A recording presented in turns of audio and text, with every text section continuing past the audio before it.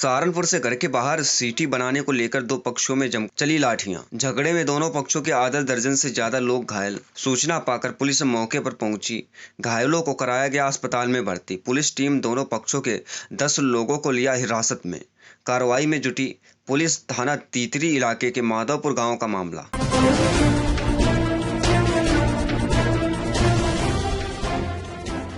अपर जिलाधिकारी प्रशासन अमित सिंह ने बताया कि जिलाधिकारी महोदया के निर्देश पर जिला स्तर में वृद्धि के लिए सिंचाई विभाग द्वारा गांवों के तालाब में पानी भरने का कार्य शुरू किया जा चुका है। अपर जिलाधिकारी अमित सिंह ने बताया कि सिंचाई विभाग द्वारा जनपद के कई गांवों के तालाबों को पानी से भरा जा चुका है ताकि वाटर लेवल ठीक हो सके।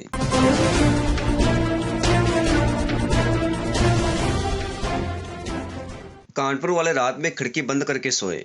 कानपुर में टिड्डी दल के कानपुर में आने की संभावना। जिला प्रशासन ने जारी किया अलर्ट। रात में खिड़की दरवाजे बंद रखने की सलाह। सभी सीएचसी व पीएचसी और पशु चिकित्सा अधिकारियों को अलर्ट रहने के निर्देश। आगरा की सीमा के पास देखा गया टिड्डी दल।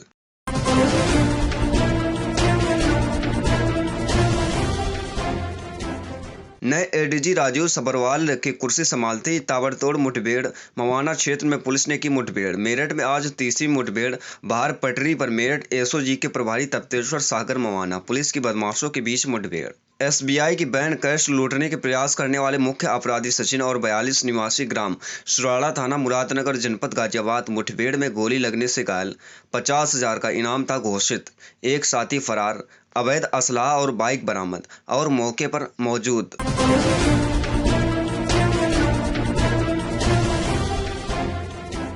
प्रतापगढ़ के उदयपुर थाना इलाके के उत्तरार पंडित का पुरवा में फोन पर घर बुलाकर युवक की पीट कर नृशंस हत्या की। सनसनीखेज वारदात। अस्पताल ले जाते समय हुई मौत के बाद इलाके में तनाव व्याप्त। तनाव के मद्देनजर भारी पुलिस बल तैनात। आशनाई में हत्या की जताई जा रही आशंका। जिले में लगातार हो रही हत्या और गंभीर वारदातों से दहला जिला अपराधियों पर लगाम कसने में नाकाम। पुलिस साल भर से एक ही थानों में तैनात है दरोगा। लॉकडाउन के बावजूद जिले में सरकार का इकबाल खत्म हो चुका है। पुलिस सरकार का इकबाल कायम करने में नाकाम नजर आ रही। कोई दिन ऐसा नहीं बीत रहा जब हत्या और मारपीट की घटनाएं कहीं घर जलाए जा रहे तो कहीं हत्या, लेकिन पुलिस हर घटना को कमतर दिखाने की कोशिशों में लगी हुई है। ऐसा तब है जब साल भर से थानों में कुंडली जमाए बैठे हैं। ताजा मामला है उदयपुर थाना इलाके के उत्तरार पंडित का पुरवा गांव का। गांव के बब्बन का गांव 16 वर्षीय भांजा जो अमेठी जिले के जैसन का पुरवा का रहने वाला है, 1 माह पहले नैनियाल आया था, जो गांव के युवकों के साथ घुल मिल गया था और इन्हीं के साथ दोपहर में ताश खेल कर समय बिताता था। बुधवार को भी रोहित और राजेंद्र सरोज के साथ ताश खेल रहा था। ग्रामीणों और परिजनों की बातों पर गौर करें तो शौकत ने मरने से पहले बताया था कि रोहित की बहन ने फोन कर शौकत को घर बुलाया। शौकत के घर पहुंचने पर उसे बाकायदा घर के भीतर ले जाकर रोहित व राजेंद्र सरोज अपनी मां और बहन के साथ मिलकर बेरहमी से लाठी डंडों से पीट कर मार डाला। मरा हुआ समझकर घर के बाहर फेंक दिया। दरअसल दोनों के घर आमने सामने थे, जिसके चलते शौकत के परिजन पहुंच गए और अस्पताल लेकर भागे, जहां डॉक्टरों ने मृत घोषित कर दिया। हालांकि पीड़ित पक्ष किसी भी तरह की दुश्मनी से इनकार कर रहा है, जिससे इस बात की चर्चाओं को बल मिलता कि हत्या के पीछे आशनाई है। बता दें कि जिले सभी थानों में अपराध चरम पर है। हत्याओं और चल रहा है, बावजूद इसका खाकी सुधरने का नाम नहीं ले रही है। इस बाबत पुलिस से उसका पक्ष जानने की कोशिश फोन पर सुबह से शाम तक की जाती रही, लेकिन एसपी और एसएसपी एक दूसरे से बयान लेने की बात करते रहे और कोई भी बयान देने को तैयार नहीं हुआ। क्या हुई है तो क्या है पूरा मामला? उसमें साहब मामला क्या, वो रात में बुलाया है, उसको पता तो है नहीं। कौन बुलाया? रोहित ने। फिर क्या हुआ? अब उसको रात के मार दिए। कौन मार दिया? रोहित ने। तो घर के अंदर ले जाकर मारा? अंदर मारे थे। तो कोई दुश्मनी भी थी? कोई दुश्मनी नहीं थी। शाम को दोनों ताश भी खेल रहे थे। पुलिस के सामने भी बोल रहा है कि मैंने मारा। कौन बोला? रोहित? रोहित। अकेले रोहित नहीं मारा है? नहीं। पूरे घर मिल के मारे। पूरा घर मिल के मारा है। तो रोहित के घर के कौन कौन लोग थे मारने में? 2 भाई है, माँ है, उसकी बहन है। उसकी बहन ने भी मारा है? जरूर मारा। फोन करके किसने बुलाया था? रोहित ने। आपका क्या नाम है? मेरा नाम बुद्धू है। बुलाया गया था। एक दूसरे ये बच्चे का उसको आरोप लड़की लगाया के जा द्वारा उसको बुलाया गया, जी जी सर लड़की के बुलाने पर गया, जी लड़की ने शौकत। फोन जी जी सर। शौकत गया। और घर पे गया, उसको बुला के इन लोगों ने जमकर उसकी पिटाई की, बेरहमी से पिटाई की। इतना और इसके कौन सर कौन पे पिटाई इसको करने वाले अधिक कौन कौन थे पिटाई उसके? की। जी सर पिटाई करने वाले कौन कौन थे? सर पिटाई अंदर कोई कौन देख रहा है सर? नहीं, रात उसके 1 घर बजे वाले? की बात है। घर वाले उसके जो है। जी सर घर वाले ही थे। नहीं, आप पहुंचे तो लड़का जब जिंदा था तो उसने बयान दिया, वो कुछ कहा? सर हाँ जी बयान दिया क्या है। बताया था? राजेंद्र और रोहित को बताया है हाँ, ये दोनों लोग उनको मारे? जी ये भी लड़का बताया बयान कि दिया। और जो उसका भाई है, जो लड़की का मौजूदा भाई है? जो पुलिस थी और रिपोर्ट भी लिखी है। राजेंद्र रोहित कौन लड़की का भाई है? जी उसका भाई है। सुमन के भाई जी। तो उसको मतलब कि बिन कहे से गया लड़का जो है, मतलब किस चीज़ से गया? एम्बुलेंस आई थी सर, एम्बुलेंस लेके। आई थी। जी सर जी सांगीपुर में ले जाएगा तो वहाँ से CHC से जवाब हो उसको जवाब हो गया तो आगे लेके चले गए, प्रतापगढ़ ले गए, वहाँ गया दम तोड़ दिया। खत्म हुआ। जी वहीं पे है जी सर अभी वो है। तोड़ दिया जी सर। प्रतापगढ़ पहुंच गया था रास्ते में। नहीं रास्ते में यहाँ से निकाल दिया था सर उसी को।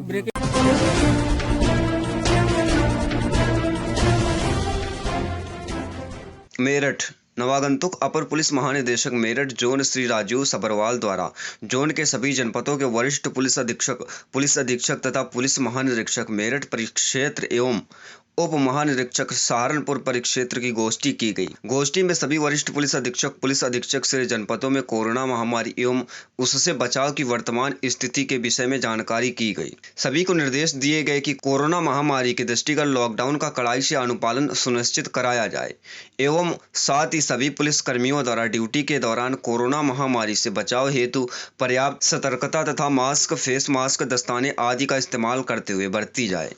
स्वास्थ्य पुलिसकर्मी ही अपनी ड्यूटी का गंभीरता से पालन कर सकेगा एवं उसका मनोबल भी बना रहेगा। पर्यटन वीजा पर आए एवं तबलीगी जमात मरकज नई दिल्ली में शामिल विदेशी राष्ट्रिकों को वीजा नियमों का उल्लंघन कर जोन के जनपदों में विधि विरुद्ध गतिविधियों में शामिल लोगों के विरुद्ध नियमानुसार कार्रवाई की जाए। जनपदों में ऐसे विदेशी नागरिक जो देश में लॉकडाउन होने के कारण अपने देश नहीं लौट सके के संबंध में सूचना एकत्र की जाए। वर्तमान परिक्षेत्र में आगामी 3 माह में पड़ने वाले प्रमुख त्योहारों एवं आवश्यक व्यवस्थाएं करने हेतु निर्देशित किया जाए। जनपदों में चिन्हित गैंग के सदस्यों की गतिविधियों की समीक्षा वरिष्ठ पुलिस अधीक्षक प्रत्येक सप्ताह कम से कम एक जनपद स्तर पर चिन्हित विवेचनापूर्ण रूपेण स्वयं समीक्षा कर सही दोषियों के विरुद्ध प्रभावी वैधानिक कार्रवाई कराएंगे। पुलिस लाइन थानों में टीयर गैस सेल की सक्रियता का चेक करा लें।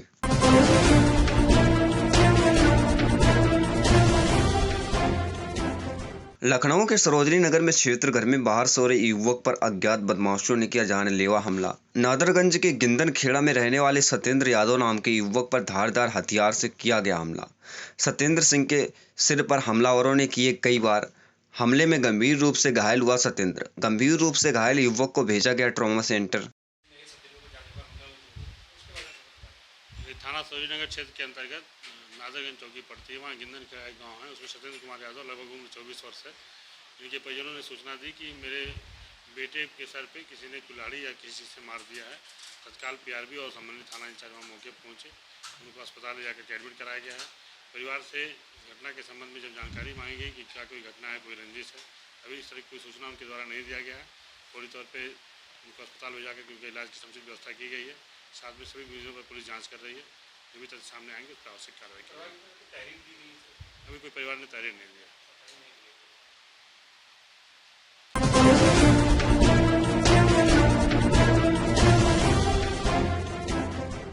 वाराणसी जिम संचालकों और फिटनेस सेंटरों के प्रमुखों ने गुरुवार को जिलाधिकारी से मिलकर उन्हें ज्ञापन सौंपा। काशी डिस्ट्रिक्ट बॉडी बिल्डिंग एवं फिटनेस एसोसिएशन। हाँ सर, अपना परिचय बताएं। मेरा नाम है अहमद फैसल महतो, मैं Kashi district body building and fitness association का प्रेसिडेंट हूँ। आज आप लोग ने डीएम साहब के आवास पे डीएम साहब से भेंट किया, क्या कारण था भेंट करने का? हम लोग डीएम साहब से कल टाइम दिया तो उन्होंने हम लोग को टाइम दिया। तो जिम खोलने के लिए हम लोग ने एक अपील किया था, प्रधानमंत्री जी को भेजा था हम लोगों ने 13 तारीख को और योगी जी को भेजा था।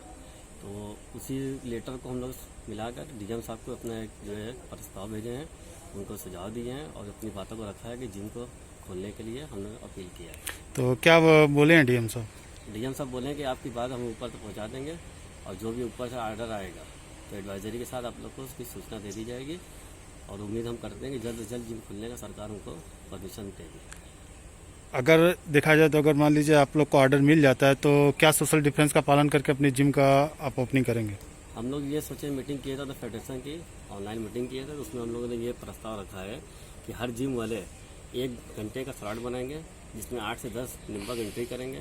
पहले उसको स्कैनिंग करेंगे और हर नंबर जो एंट्री करेगा वो मास्क के साथ, ग्लव्स के साथ, अपना पानी का बोतल लेकर आएगा, अपना टॉवल लेकर आएगा, ताकि कोरोना से बचाव भी हो सके। देखा जाए तो जिम में लेडीज़ जेंट्स दोनों का व्यवस्था होता है, तो लेडीज़ों के लिए क्या बेटर करेंगे आप? इसी तरह सेम व्यवस्था रहेगी। और तो कोच 1 घंटे का स्लॉट बनाएंगे हम लोग और 1 घंटे में उसको फिर सैनिटाइज भी करेंगे पूरे जिम को, ताकि इससे कोरोना का महामारी से भी बचा जा सके। नहीं, हम दूसरी चीज पूछ रहे हैं। हम कोरोना के घुसने का रास्ता वही तो बता रहे देख रहे हैं कि आप कैसे बन जैसे बेंच है तो बेंच सैनिटाइज बेंच करेंगे। पे हमने अपनी टॉवल रख दिया, फिर हम उठा के लेके चले गए। बेंच को सैनिटाइज करेंगे। अच्छा, उसको सैनिटाइज हर व्यक्ति के प्रति मतलब 1 घंटे के बाद दोबारा सैनिटाइज करके दूसरा अपना पानी का बोतल लेकर लगाएगा, अपना टॉवल लेकर ना कहे अब उसको गायब कर दिया।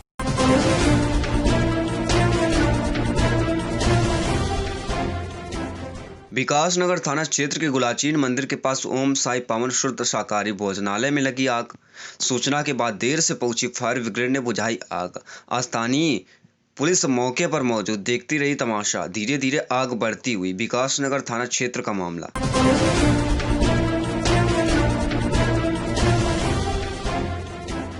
शोरूम में लगी भीषण आग, लाखों का सामान जलकर हुआ राख। जिला बरेली के थाना प्रेम नगर में आज सुबह एक शोरूम में भीषण आग लग गई। शोरूम से बाहर निकलती आग की तेज लपटों को देखकर आसपास के व्यापारियों में हड़कंप मच गया। आनन फानन में लोगों ने घटना की जानकारी इलाका पुलिस और फायर स्टेशन को दे दी। सूचना मिलते ही फायर दमकलें मौके पर पहुंच गई। कृष्ण लीला स्थल के सामने मार्केट की दूसरी मंजिल में स्थित शोरूम में लगी आग इतनी विकराल थी कि देखते ही देखते आग के बवंडर ने शोरूम में रखे लाखों के माल को राख में तब्दील कर दिया। आग पर काबू पाने के लिए फायर कर्मियों के भी पसीने छूट गए।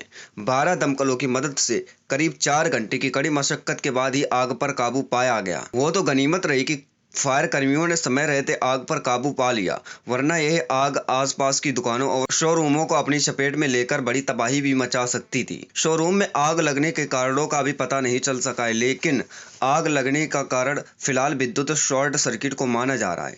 जांच के बाद ही आग लगने का सही कारणों का पता चल सकेगा।